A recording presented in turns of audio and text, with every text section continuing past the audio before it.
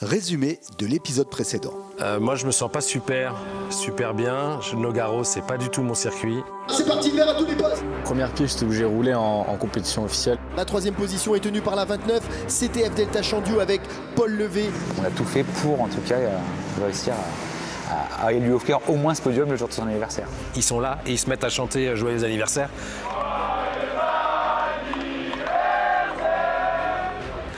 Alors la course du lendemain, écoute, je n'ai rien compris à cette course.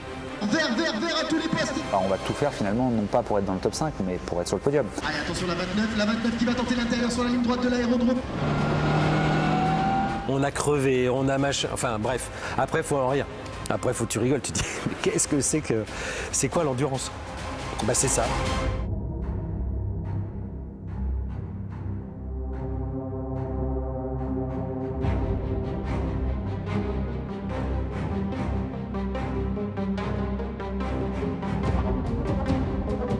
J'arrive au Castellet bien dans ma tête et bien préparé à chaque fois. Donc rien ne change par rapport à d'habitude. Au début, on espérait vraiment faire une bonne et grosse course. Là au Castellet, tu te dis il y a moyen de tout casser. On savait que la voiture répondait bien à la chaleur, donc on espérait vraiment faire quelque chose de bien. On se dit ça ressemble un peu à Aragon.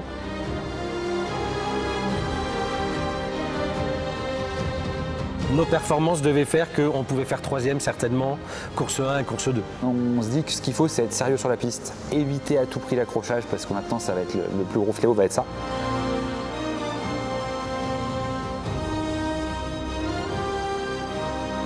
On va pas se mentir, les équipages qui sont avec nous en train de se battre, ils sont sérieux. Donc sur la piste, on ne se fait plus de cadeaux, on ne s'ouvre pas les portes pour laisser passer.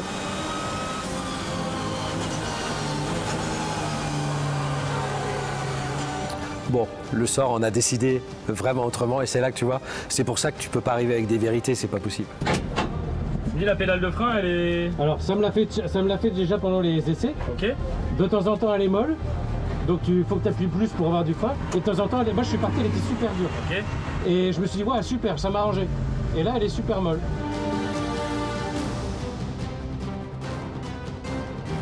On arrive à faire une voiture quand même qui est pas trop mal, qui va vite aux essais. Et on a des problèmes d'accrochage. Ça nous fait perdre beaucoup de temps sur la course 1.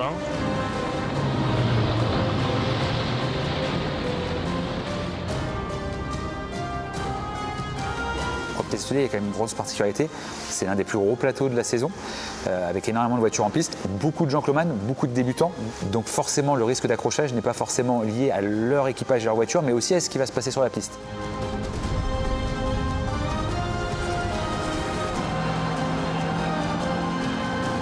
Dès qu'on accroche, on perd tout de suite du temps, on temps de rentrer et réparer. C'est une petite touchette, ça fait partie de la course, mais c'était dur. On sait qu'on perd le podium. Après le truc c'est, tu repars, t'es à la 21e place, t'es machin, t'essayes de regratter.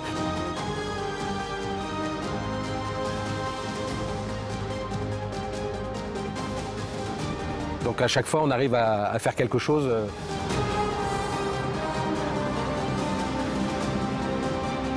Tu fais une course d'endurance, tu ne savais pas que ça pouvait être aussi dur.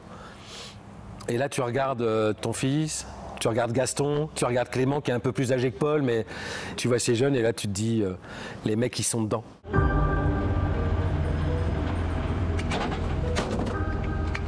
Je pense qu'on avait une bonne voiture, mais en fait, là n'est même pas là le problème, puisqu'on n'a même pas pu l'exploiter.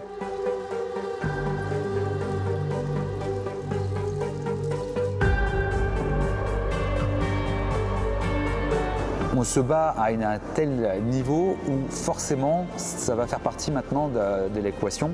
C'est attention, on va jouer avec les limites, on sait qu'au-delà des limites, ça peut être la sortie. Ma connaissance de la voiture m'aide évidemment beaucoup là-dessus, mais quand tu es dans un chrono ou pas d'ailleurs, tu peux pas penser à ce qui peut t'arriver dans la voiture.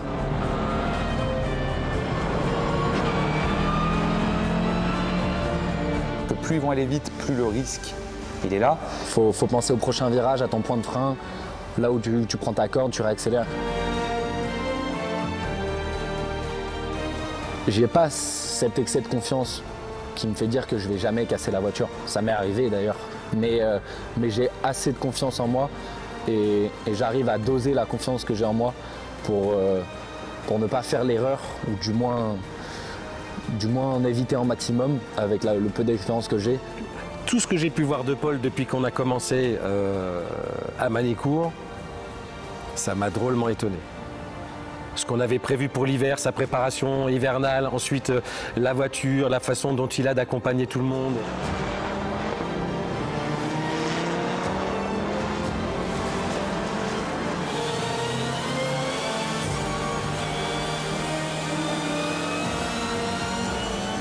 Dans le week-end, j'ai dû éteindre et rallumer la voiture en piste au moins 50 fois peut-être pour enlever les alarmes et pour la faire repartir parce que électroniquement il y avait des problèmes liés à des problèmes mécaniques dans le moteur et aux températures très élevées. On a eu quelques soucis avec l'essence qui surchauffait, donc du coup ce qui nous a donné un manque de performance. Il faisait une chaleur folle dans la bagnole, la voiture marchait pas, tu peux plus te concentrer, tout le monde te double. Tu reset tout le temps, tu machin, et à un moment donné, tu dis, je boxe.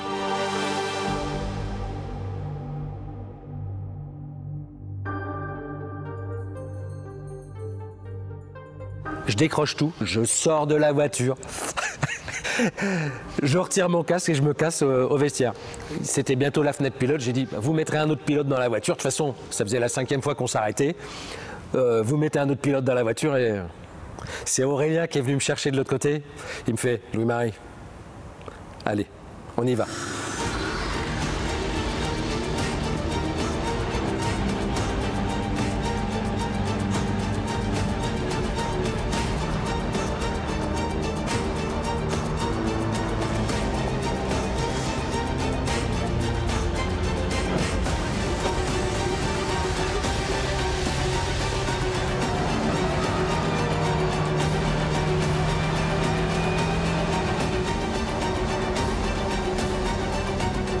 J'ai eu mon moment qu'on appelle, tu sais, le moment un peu saharite, où il y a des choses où tu te dis, bon allez, là faut laisser tomber.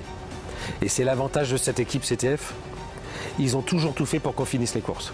Ils sont tout le temps performants dans les stands, il n'y a rien à dire. Enfin, je veux dire, c'est une équipe en or qu'on a derrière. On a quand même fait un bon boulot, on marque des points qui pourront être précieux à la fin et on va donner tout ce qu'on peut pour faire mieux à la course d'après. Donc on reste toujours proche malgré tout au championnat.